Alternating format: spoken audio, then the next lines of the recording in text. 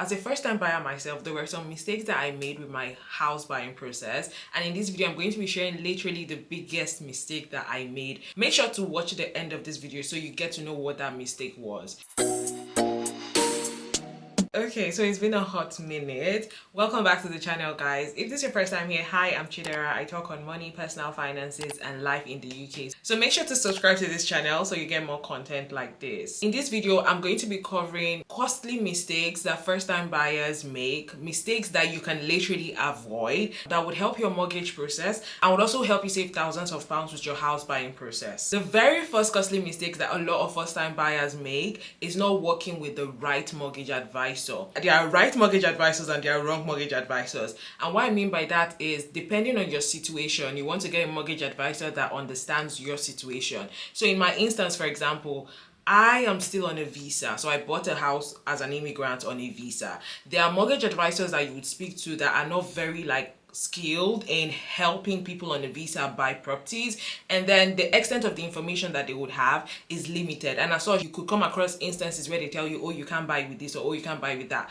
And it's not always the case. It's just that they honestly don't know how to go about it. So you want to ensure you're working with a mortgage advisor that understands your situation and is skilled in that area of expertise. One of the biggest things that our mortgage advisor did for us that helped us save thousands of pounds, I literally already shared this on TikTok. So if you don't follow me on TikTok, make sure you do. My TikTok handle is @the_Chidera_Peters. One of the biggest things that our mortgage advisor helped us with was to get us the best mortgage deal at the time. So we had found a mortgage deal with our mortgage advisor and we had locked it in. We're ready to go. We were okay with the interest rate. We had signed off on everything literally. And then the very last minute, just before we signed, he called us and he's like, hey, the Bank of England rates have dropped. And so he was able to get a much lower interest rate. And so do we want him to proceed with that? In my head, I'm like, why are you asking us? Proceed, please. And that singular thing that he did saved us thousands of pounds, because it reduced how much we're supposed to pay every month just because of a single change in the interest. So you want to ensure that you're working with a mortgage advisor that has your best interest at heart. That being said, if you're looking to buy a house and you're on a visa, you're a first-time buyer, click the link in the description box below to speak to a qualified mortgage advisor that is skilled on first-time buyers and also skilled on working with people that want to buy with a visa. Link in my description box below. It's absolutely free to book the call with them. No commitments, no obligations required, but just ensure you're ready to buy before you book the call, and they can answer all the questions and tailor their guidance to your specific situation. The second mistake I see a lot of first-time buyers make, from questions I have also gotten a lot of times in my DM, is going for the cheapest solicitor instead of the best and the most recommended. If you're not new here, I have shared how we bought our house and I've shared how our solicitor almost cost us thousands of pounds in the process due to human error, okay? And the more I interact with people that have bought houses, the more they'll tell you that solicitors, they can make or break you, and a lot of it is not really as regulated as it should be. So my point is, instead of trying to save pennies and go for the cheapest solicitor who would handle your case anyhow, you want to try and go for the most recommended. Ask people who have bought houses before, do they recommend their solicitor? If you come across someone that recommends their solicitor, or their solicitor did good, you are better off going with a recommendation than doing a Google search to find a solicitor, because solicitors can literally slow down the house buying process. If they don't send the documents to the estate developers on time, if they don't, literally they are the ones that can slow down the whole process. So you want to ensure that you're getting the right solicitor. You want to get a solicitor that is well recommended, because the shege buruba that you see in the hands of solicitors, if you're not careful. Anyway, so that you want to avoid that mistake. The third costly mistake a lot of first-time buyers make is not asking enough questions. I've seen people that are like, oh, I've asked this question, I don't want to keep asking, before it be like I'm asking a lot of questions. Hello, this is a house that you're going to be in debt for years, okay? You want to ensure you're ticking off all your boxes and you're asking as many questions as you can ask. This is going to be the biggest purchase of your life, okay? So you need to ask all the questions and be sure you're satisfied with the answers. If the answer is not satisfactory, ask the question again, all right? And then to help you get started, I have a free guide of questions to ask before you buy your first property. Click the link in the description box below so you download it for free, and it can give you a head start on questions to ask. And also there are tons of other first-time buyer resources that I have, like a first-time buyer masterclass, first-time buyer toolkit, comprising of questions, checklists, and everything Basically, it's all in the link in the description box below, so make sure to check it out. The next common mistake that a lot of first-time buyers make is buying exactly the house that you can afford.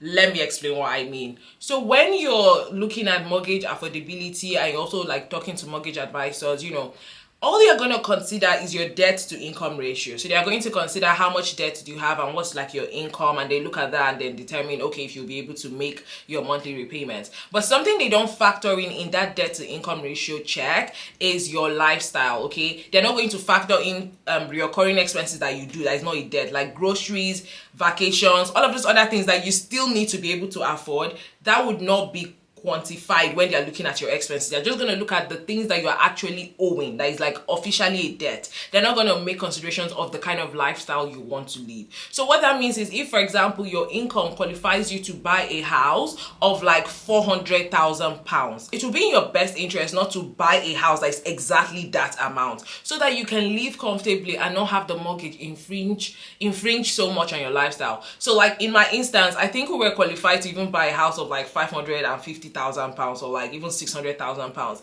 but we didn't buy a house of that price because we know that we want to have enough money to still do all the things that matter to us. We want to have enough money to invest, okay? We want to have enough money to travel. We want to have enough money to do like other things, support family back home, into other projects that we have. So these are things that would not be like captured on paper because they don't know what kind of life you want to live or what kind of plans you have for yourself. So as much as possible, don't go for the house that you can outrightly afford, okay? Go for a house that is slightly lower than what you can afford, so that you're comfortable with the mortgage repayments and it doesn't affect your lifestyle so much. Just to put here as a disclaimer, this is not personal finance advice. Speak to your personal finance advisor if you need more tailored guidance for your situation. I'm just sharing this as information and for educational purposes, so you can take what you want out of it and apply it to your own context.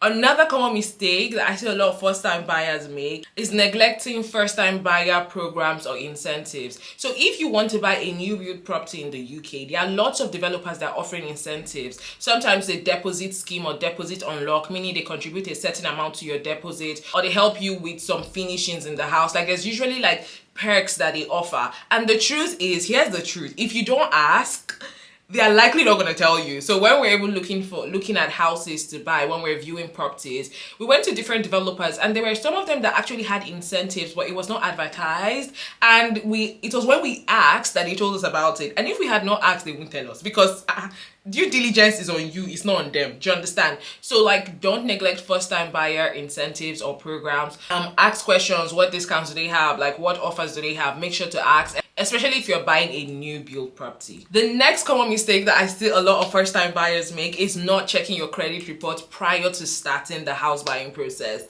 Hello. So you know that your credit score is going to be a big player when it comes to buying a house, and not just your credit score, your credit report. They're going to look at your credit history. What have you had on credit before? How did you pay back? Are you on the electoral roll? A couple other things. I already have a video where I detail how to build your credit score fast in order to buy a mortgage. Link up here somewhere. Make sure to check out that video. So you want to ensure that before you even like jump into the mortgage process, you've downloaded your credit report, you've looked at it, and you've fixed any issues. I've had clients who I've worked with on a one-to-one coaching session, and then when we do this and check their credit report, we've had instances where someone's address on their report is not somewhere they had lived at before. We've had instances where someone's credit report had information from their twin on their own report. So you want to ensure you check your credit report ahead of time and just be sure everything looks good. And if something doesn't add up, you want to change it, you want to fix it, you want to call the credit reference agencies to adjust that. A good place to check your credit report for free is checkmyfile.com. They have a 30-day free trial. So you put in your details, download your credit report, then you can cancel the subscription if you don't want, but they have a 30-day free trial. So make sure to check your credit report before you even start buying, before you jump into the process of buying a house. And hand in hand with this brings me to the next point. The common mistake a lot of first-time buyers make is taking out a credit facility just before you start your mortgage process. No, you don't want to do that. You don't want to do that. The reason is, so imagine you're about to buy a house in like 2 months time, and then at that moment you're buying a car on finance. you're just increasing your debts. Remember I told you they're going to check your debt to income ratio. So by doing that, you're increasing your debt ratio. So you don't want to take out new credit facilities. Honestly, I'll say within 6 months to when you think you want to buy a house, because all of these things are going to impact affordability and also like your eligibility for a mortgage that you want. So you want to like steer clear of that as much as possible in the months leading up to when you buy your property. Another first time buyer mistake that I almost fell into as well, which is why I'm going to shed light on it here, is making an emotional decision when it comes to buying a house. Hey, see, don't be like me, don't even try it. I almost made that mistake. So when we started viewing properties, I got all up in my feelings. I was so excited. You know, I'm going to be achieving this big goal that I've always wanted to do ever since I came into the UK. And I think the first property that we went to, I told my husband, I was like, this is it though. This is the house, we are buying this house. Like, I fell in love with the house, I fell in love with the idea, and I almost wanted to push us to buy that house because it felt like it was perfect. But the truth is, it was not. I was just really emotional about that decision. It's not like it's bad to be emotional about it, but you need to use your head and your heart when you're buying a property. Don't just rely on your heart, you need to use your head. It needs to be a good financial decision for yourself, and it needs to tick off a couple boxes. So when we went home that day, I was like, oh my god, I think that's the house, Jason. I think so. Jason was like, okay, let's talk about a couple things. So we got talking, we talked about things we liked and did not like about the property, and by the time we're done, we're like, the things we don't like is way more than the things we liked. My point is, try not to make it so much of an emotional decision. It should be emotional on some level, but at the same time, it should make financial sense for you and for your situation. So one of the things that helped us was having our list of negotiables and non-negotiables we wanted for a house. In the first time buyers toolkit, in the description box below, I have kind of like created like a checklist of things to look out for when you view properties that will help you make an informed decision as to what matters to you and what doesn't. Link in the description box below. Make sure to check it out. Another big mistake that first time buyers make is not considering the neighborhood. So when you want to buy a house, never look at the house as a standalone. Look at the house in relation to the environment, okay? You want to think about the nearest amenities. You want to think about the schools in the area. You want to think about the local shops. Like, don't ever look at the house as a standalone thing, because you're going to live in that neighborhood if you move into the house. You want to check the crime rate in that area. You want to check what life is like there. What is the traffic like on the weekends? What's the traffic like during the weekdays? These are the kind of things you need to ask and just like be conscious of before you make that decision. I mean, I think the next one is kind of like, I've emphasized this so many times, I'm going to bring it up again. Another first time buyer mistake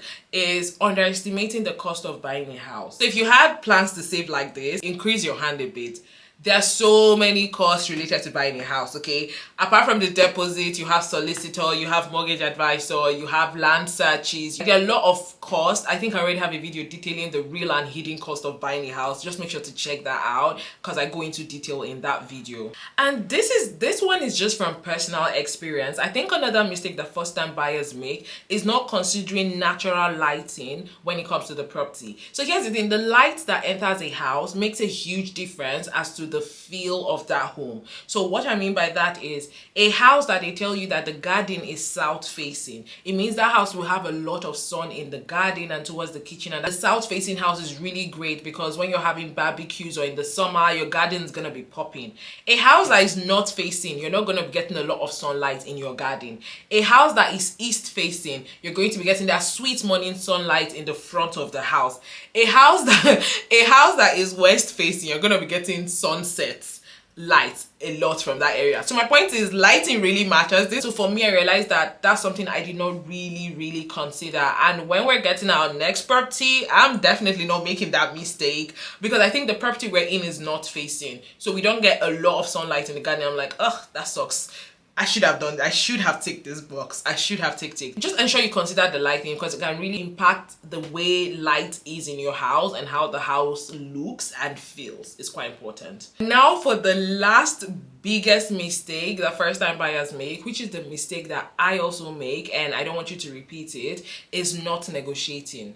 Don't be scared to negotiate. Hey Jesus. So because they say the price is XXX, it not mean it cannot become YYY. So my point is, I felt like when we were buying a house, we felt like, oh, because the price is already like advertised out there and the price is what is on the brochure, we could not negotiate. See, my brother, my sister, you can negotiate. Okay, talk the price you want. Yes, talk it. Price it. Haggle that price. Don't be scared. Highest they'll tell you is no, and then you continue with the process, Abby. But it doesn't cost you anything to try to negotiate. One of my friends, they negotiated their property. It was a new build property. They negotiated it and saved almost like £10,000. Like, they got like a £10,000 off of the price of the house. And this was just for them, because they had even their neighbors that bought the same property, but they bought it at that price that they put on the brochure.